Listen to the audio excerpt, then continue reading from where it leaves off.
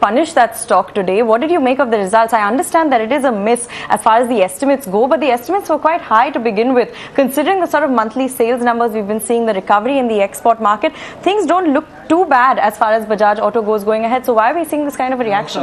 Before Avinash answers this, I also want to attach the market actually immediately has sold Hero Moto also. Just looking at the Bajaj Auto numbers, so how fair is that? And basically, is this a trend which can be extrapolated? No, I think clearly, the bigger disappointment for Bajaj Auto came in the fact that most of the volume growth could not get converted into better realizations and margin improvement.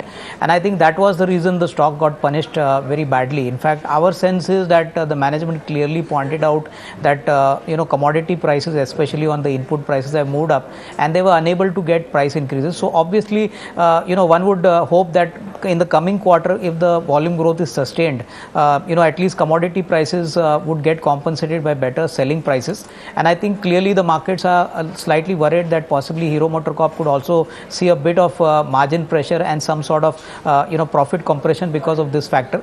Our sense is that two-wheeler sales should definitely do extremely well, considering that the monsoons have started off on a good note. Obviously the second half for FY19 would be much better for most of the frontline companies. So I think one should actually look at it from a longer term perspective. One quarter may be bad, but yes, I think expectations were quite high for Bajaj Auto, and I think in this quarter this was quite a big miss.